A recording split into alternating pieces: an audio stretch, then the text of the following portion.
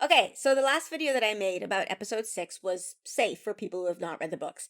This video, the opposite. I'm going full spoilers from the prequel through to the final book of The Wheel of Time. If you haven't read the books or if you haven't finished the series and you do not want to be spoiled, this is not the video for you. Do not watch this. I am going to spoil some significant plot points from the books in this video, so do not watch. This feels very counterintuitive to be saying, but I do not want to spoil things for people, so I hope I've made this as clear as I can. Full spoilers for this series, but I gotta talk about this episode, so let's go. Let's be nerdy, babe. Let's be nerdy, let's be nerdy. Let's be nerdy, babe. Let's be nerdy, babe. Let's be nerdy, let's be nerdy, babe. Okay, so for the last few episodes, I've been breaking up my full spoiler videos into like A, B, and C plot. But this episode, I feel like it really only had one main plot going through it. Although I'm sure when I listen to the Wheel Takes podcast breakdown of this episode, I'm sure Allie will identify various plot lines. And just an extra plug for the Wheel Takes podcast. I love their podcast in general. It's fantastic. But their breakdowns of the TV show episodes, they're amazing. Allie works in television, like in script writing and script development, and she knows what she's talking about. I'm just giving my opinions here. Allie and Gus in that podcast, they're giving informed opinions, and it's really, really good. But okay, for me, this episode felt like it had just one storyline going through it. So I'm gonna basically just go through it and highlight the moments, almost character by character, actually, that I want to talk about from a full spoiler perspective. As before, I'm not going to go through and pick out every single book reference because that would take forever. I'm not going to compare things like that. I'm just going to highlight the things that interested me as a book reader specifically. And the first change that actually interested me was in the very first scene, actually. So Swan grew up in a fishing cottage on the river, not in the city of Tyr. This is one of those changes to me that it's interesting, but it kind of makes no difference. And actually, now that I think about it, I'm not sure if it's officially canon that Swan grew up in the city. That might just be my head canon. I just have this image of baby Swan running around the dirty streets of Tyr, not running along the banks of the river. But, you know, in my mind, she's being chased by a mob who's discovered that she's able to channel this lovely but small riverside cottage being burnt down by a mob. It's the same thing, so it doesn't matter. It was a change that interested me. Also, Baby Swan, the actress, adorable and totally killed it. I fully bought her as Baby Swan. And the fish references in the conversation with her dad, we now know where Swan gets it. Okay, I also talked about this in my no spoilers video, but Sophie Okonedo as Swan, she just commands the room. And I also had to give it up for the costume design. Like, got everything in this Hall of the Tower scene. It's just gorgeous. All right, speaking of gorgeous, while I'm here in full spoilers, I've got to mention something completely unimportant, but I've watched this episode 4 times now, and we've got here Jennifer Chan Garcia, the actress playing Leon, or Leone, however they end up saying it. She is gorgeous here. She's got like a severe expression on her face, but this is the thought that I had in my head on one of the rewatches. Are they trying to make us believe that she's not trying to look good here so that later on when, you know, the event occurs and she starts vamping, we'll see the difference? Because if they're trying to make her look bad, or at least trying to make her look like she's not concerned with her appearance, they're not succeeding. Like, she looks amazing. Obviously, that particular part of her storyline, her trajectory, doesn't have to be a part of the show, but I mean, I'm here to share my thoughts, and that was my thought. Liana already looks hot to me. Angry hot, but hot. Okay, that's a tangent. Back to the main plot. So in the previously on Wheel of Time segment, they had showed the Leandrin moment where she, you know, ever so platonically touches Moraine's face. And I actually said in that moment, oh, I wonder if there's going to be some gay stuff in this episode, because why show that face touch otherwise? Which, this had me primed. I was looking out for it. So this scene is one of those scenes where Rosamund Pike is doing such like amazing acting. When Swan sits on the Amerlin seat and you see this look on Moraine's face, I saw 2 things. I saw her, of course, showing awe and respect for the Amerlin seat, but also I saw Moraine looking with longing, and the word I had in my head was hunger. She's looking at the woman she loves with longing and hunger in her eyes. And I was afraid that I was wrong, but that's what I saw. And yeah, it turned out I was right. Moving on. Logain's speech. It's really interesting. Now, I do think he was being intentionally aggressive and antagonistic here in hopes of receiving a death sentence. But I wonder if there is some truth in what he says in the world of the show. Is the tower losing its influence? Are people rising up against the perceived authority of the tower? It was interesting that the show had him marching on Tar Valon instead of marching on Tyr. That is, like, I don't think they'll change the whole sword and the stone of Tyr. They've included Tyr on the map, and I think we've heard Dana reference the stone of Tyr. So it's there. So why was Logain marching on Tar Valon or Tar Valon? Why was overthrowing the Amerlin seat his goal? Like, I'm actually really quite intrigued by this. Logain in the books believed he was right? But he wasn't, but he believed he was. But he did the things that he did in support of his belief that he was the dragon. Logain in the show believes that he was the dragon, but his march on the tower seems more like him trying to gain power and influence, not him trying to fulfill his duty as the dragon. Unless the dragon prophecies in the show have changed, I don't know. Anyway, that was interesting to me. Moving on. Liandrin continues to interest me so much here. I'm going to do all my Liandrin thoughts for the entire episode here. First of all, her outburst in the hall, that whole, but you didn't see what he did to her. That moment felt real, not calculated. It felt like an uncontrollable outburst. It's interesting because one of my favorite moments from episode 4 was her almost burning herself out because she was so angry about Kareen's death. There are theories floating around that she intentionally weakened the shield to let Logain escape, to get everyone to agree to gentle him. And I do think that's possible. And if it is, it might add something to this outrage here, that she feels legitimate guilt and shame over Kareen's death, like she feels responsibility for it, and is deflecting that all onto Logain. The next moment of interest for me is her indignance outside of the hall, telling Moiraine that I know you, like she knows Moiraine, and that she knows what she does, what Moiraine does is for Moraine's own purposes. I'm building a headcanon in my mind here that they were exes and broke up, and Liandrin is still hurt about it.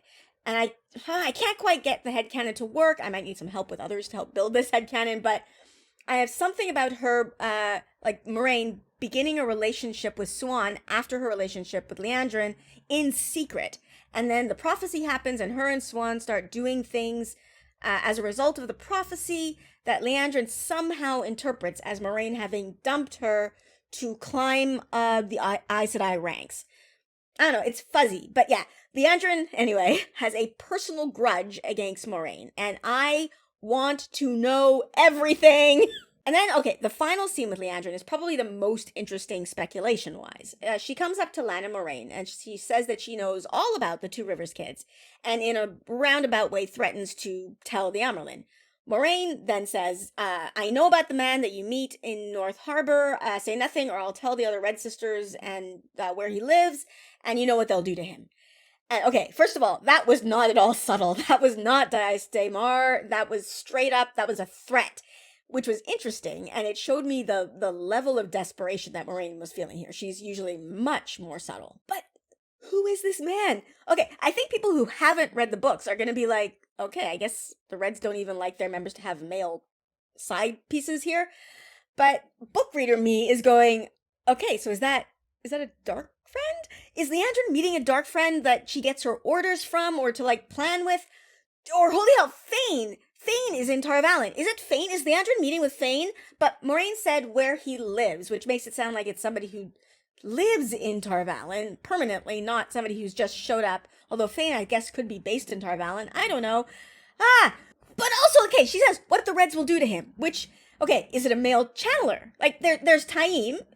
Is he still around? Or, I don't know, he's a dark friend. Or he becomes a dark friend, right? Or is the show going to do the Taim and Dread thing? Or, like, holy f***, does that mean that then is Liandrin meeting with Demon Dread thinking that he's just Taim? Can you imagine a bunch of Reds trying to gentle Demon Dread? That would be such a disaster. It would be almost funny. But okay, but then again, it could just be Taim who is then replaced with Demon Dread later. So many possibilities. I don't even know which one I like best. God, I have missed theorizing about Wheel of Time. This is so much fun. Now, back to the hall. Moraine says that she was unaware that Nynaeve could channel. And she says she says it outright, right? This is so interesting to me. I've had some comments like here on YouTube, Twitter, Discord, saying that they think she might be using some sort of Aes Sedai twisting of words here. That she knew that Nynaeve had the spark, but was unaware that she could do anything with it, was unaware that she could actively channel. And I think that's possible, but it's skirting so close to the line that I have trouble with it. What it feels like, do you remember in the Bill Clinton scandal, if you're an old like me, when he said that depends on what the definition of is?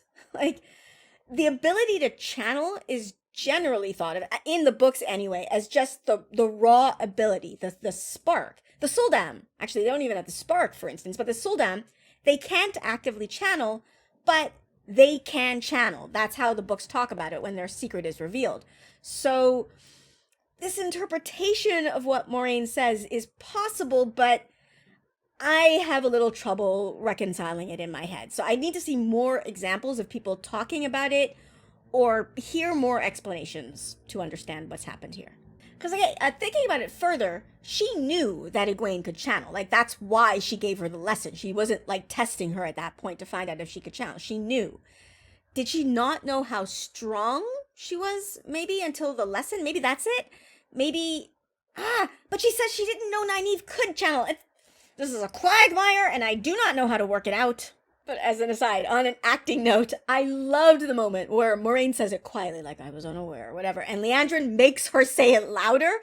Leandrin was all like, really? You're gonna admit being ignorant of something that important? I'm gonna make you say it louder to embarrass yourself, and it was great. Another interesting moment from the hall is Leandrin defining the Blues as basically being an information network. They're just spies. It's interesting, and it does kind of make sense to me, because we don't really see the Blues doing the thing that they're said to do, like fight for justice in the books. We mostly see them with their spies, but also the official trivia from Amazon Prime, it defines them in the way that the books do, as investing in causes that have to do with righteousness and justice. So I'm kind of intrigued to see if the show will play that side of the Blues out at all. Okay, a brief tangent here about Alanna. First of all, a hearty f*** you to the writers, because I really, really like Alanna in the show, and I initially, like episode 4 initially, was thinking, well, maybe they won't have her do the gross thing, and I can just like her. But as the episodes have gone on, it's become pretty clear that they are setting her up to do the gross thing, and it's gonna hurt when she does it, which is good, right? It's good writing, but damn, it's gonna hurt. Okay, back to current show Alanna that I can like unproblematically. I really enjoyed her enjoying the drama between Leandrin and Moraine here. She doesn't have popcorn, but she, totally, that's the feeling that I get from her. She's just watching the fireworks, the drama, and reveling in it. But also, she's on Moraine's side, and I'm on Moraine's side, so I like her. And the way that she breaks down as she, has to turn her back on Moraine, yeah, it's gonna hurt. It's gonna hurt me so bad. All right, moving on from that painful business to Mat and the Dagger. I'm very intrigued and curious as to what has happened here. Moraine says that she severed Mat from the Dagger, I guess completely, but that if he touches it again, he may be lost forever.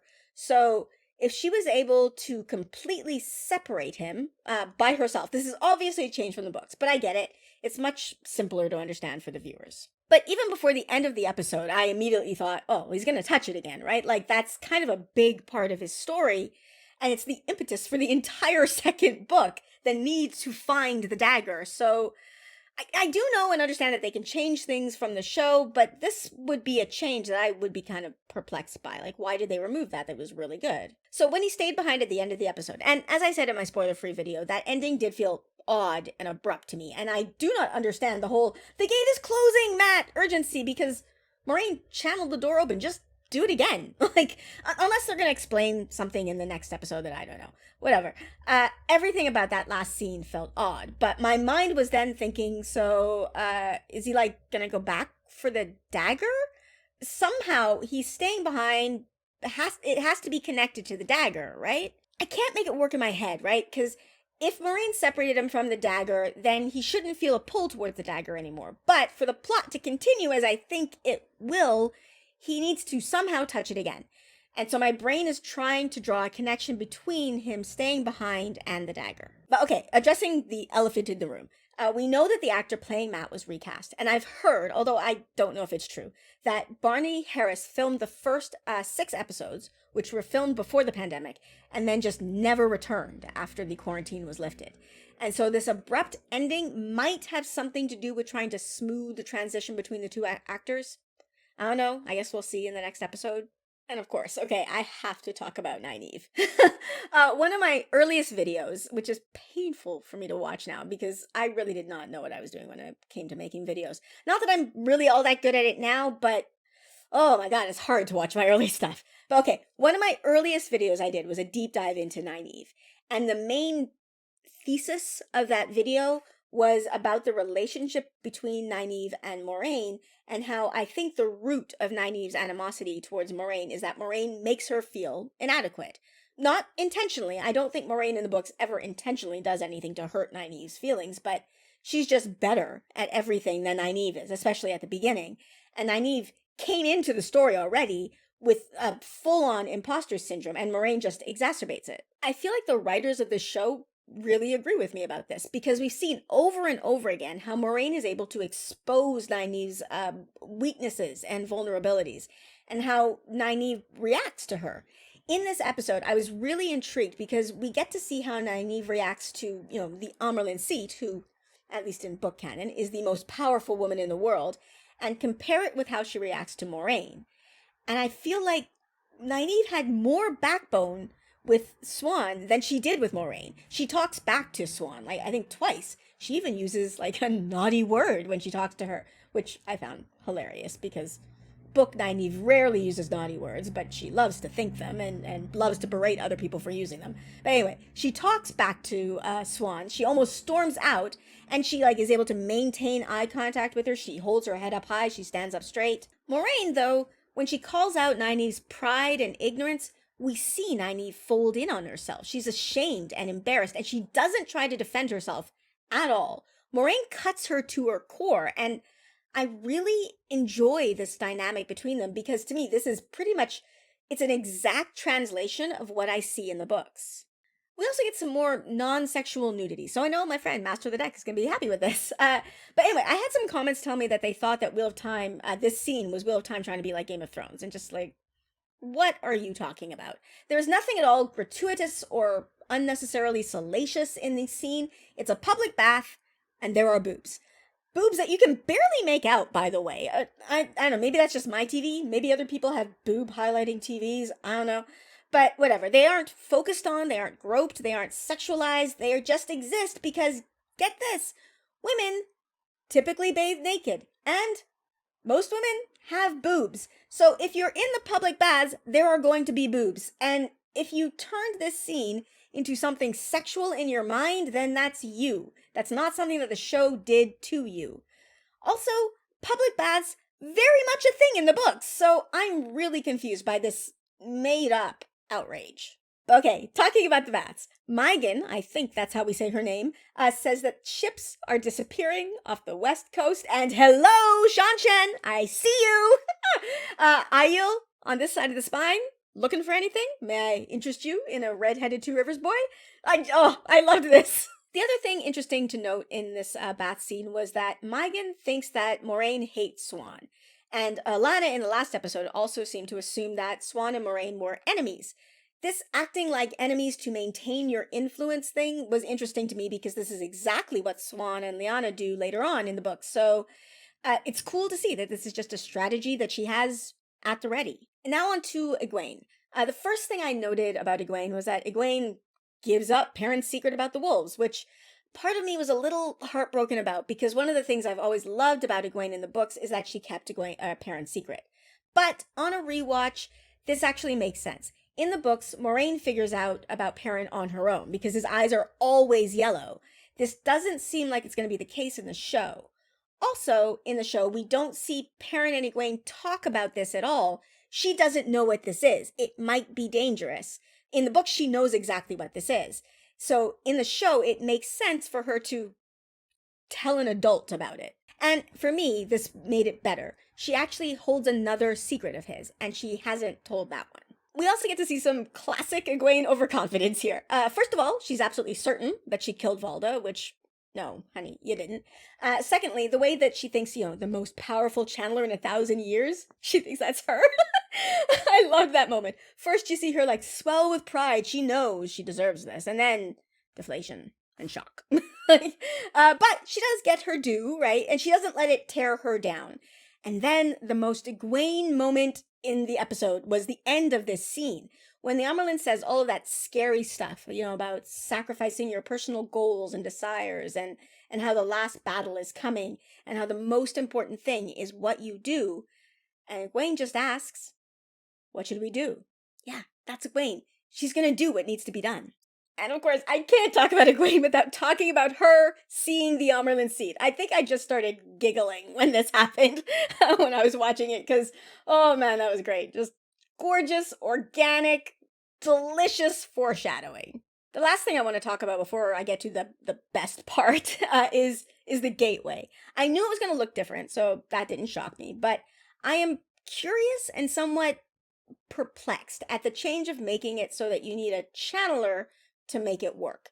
With a very specific trefoil leaf, by the way, which to me begs the question of how and why Moiraine knows this weave. Is this a weave that all Aes Sedai learn? I don't know. But okay, when I saw this, my brain started racing, trying to figure out what this could mean for the future, because if they hit the beats that they do in the book, which, I mean, literally, there's no guarantee that they will, the next time we're going to see a Waygate will be Rand trying to open it and then being, greeted by Machin Shin, and then Varen will try to open one, and then we'll have Perrin going to the Two Rivers. Rand and Varen, both channelers, so something could work out there, although that's weird. How would Rand know how to do that? Whatever, okay. Perrin could maybe have Varen go with him, because, she meets him in the Two Rivers, and so that's easily adjusted to include her on the journey. But then my brain did another jump. The ways in the books were made for the Ogier. Why on earth would something made for the Ogier need channeling to open? They could take that part out of the show, but I don't think they are, because then why is Loyal involved? I think he is still being brought in as an expert, and I don't think this is like a Loyal specific expertise thing, because Moiraine just knew that he would know, right? So it has to be an Ogier thing. And I can't figure out why then that the ways would need channeling. But obviously this was introduced at the end of the episode, right? So I'm not that up in arms about it, because I have a feeling that the next episode we're going to see Loyal giving, long, expansive explanations while they travel the ways. And I'm sure he'll be delightful doing it, because Hamad is freaking amazing as Loyal.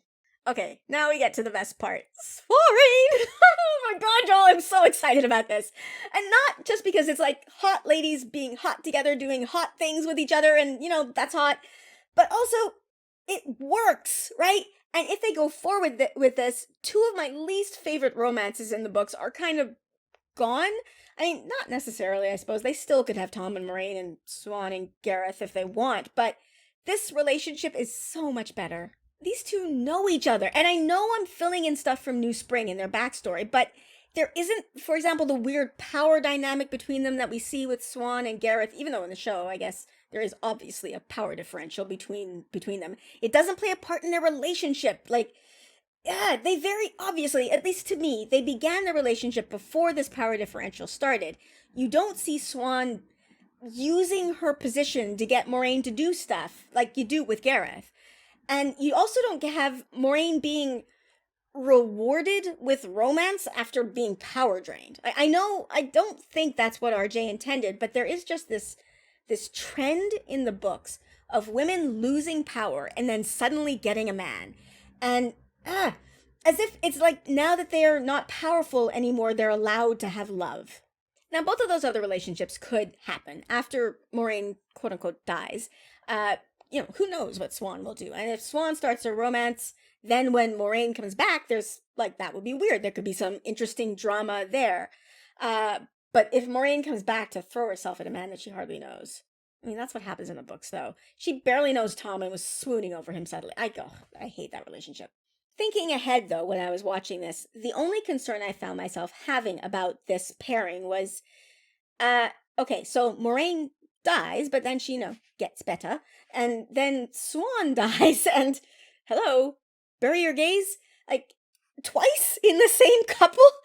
I mean, of course, Swan doesn't have to die in the show. It honestly doesn't really add anything. It's not necessary for her arc or for the story, so I don't know. Who knows? But that was literally the only concern I could think of. In thinking ahead, I think this relationship, it adds so much to both of their stories. When Swan is stilled, in the books, it actually kind of bothers me that we don't get to see Moraine react to this awful, horrible thing that happened to her dear friend and ex-lover. We aren't in her head, right? So who knows what happened when she was alone, but because the show is giving us more from her perspective, this could be played up really, really well. And okay, I even had the thought, oh God, I hope Moraine took that ter'angreal with her when she was exiled because, oh yeah, okay. I said I'd talk about this, the ter'angreal. Okay.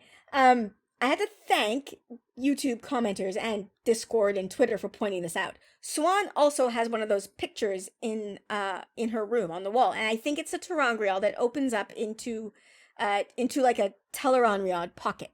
Okay, this ter'angreal tangent's going to get a bit longer. In the books, going into Tel'aran'rhiod in the flesh, the wise ones say that it's a bad thing to do, but we actually never see any negative consequences of it, so I think that's just their custom. I think my headcanon, based on this one episode, is that that's what Swan and Moraine are doing here. They're using this ter'angreal to get into sort of a pocket of the dream world together in the flesh. And I had to thank Bree, a member of my Discord, for pointing this out to me. According to her character description on the Amazon site, Show Swan has a talent for seeing visions in her dreams. I think Show Swan is a dreamer, like capital D. And there is some basis for this in the books. She does, in one of the books, make a really cool map in Tel'aran'rhiod that impresses everyone, like everyone who's watching it. So she's got some talent there. Okay, this is the thought that I had at this moment. I hope Moraine takes this ter'angreal with her, although it's really big, so probably not, so that they can keep having, fun, sexy times. And they can also keep in contact and discuss their plans. But then, oh my God, when Swan gets stilled and she can't use it anymore, that would be really, really heartbreaking. Of course, though, if Swan's a dreamer, like capital D dreamer, she could still get into the dream world, but maybe not in the flesh, or I don't know.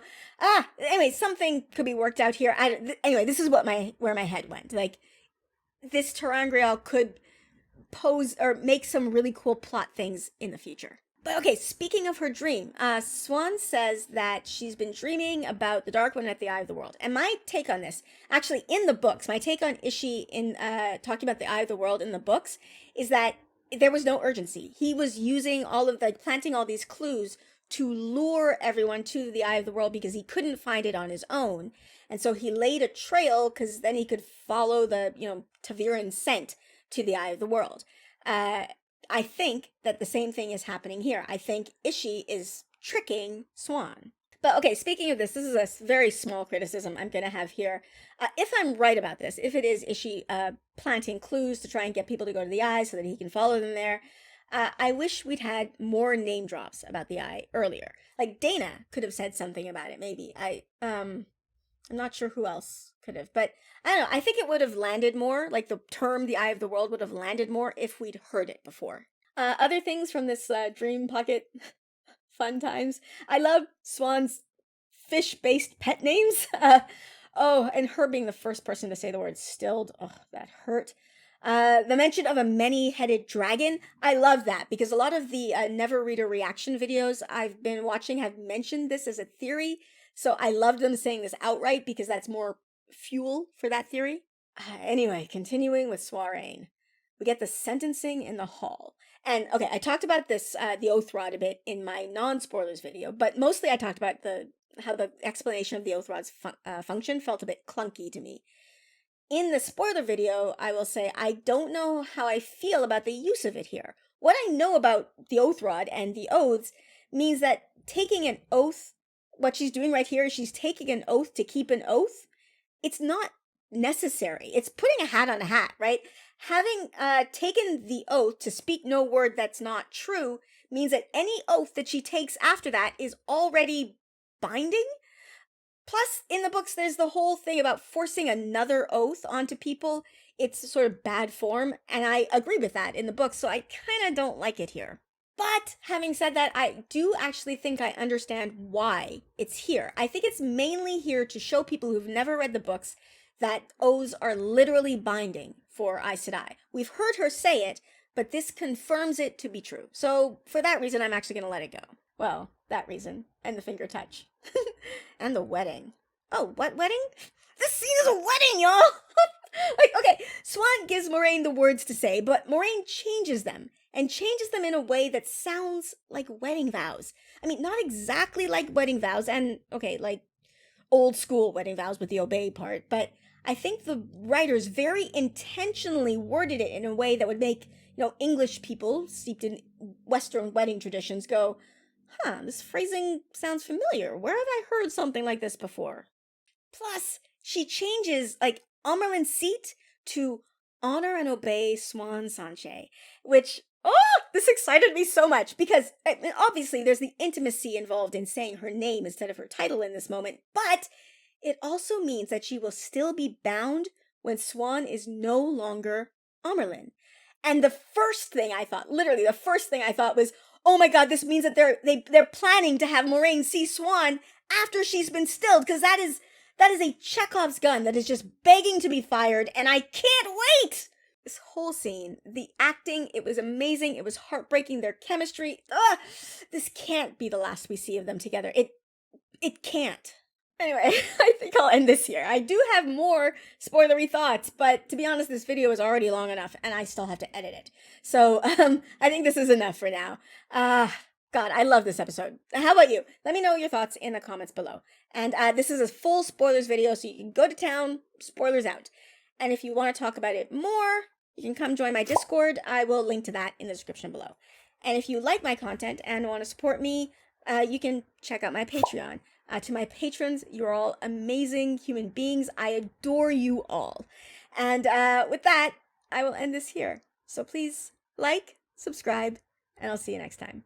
Bye!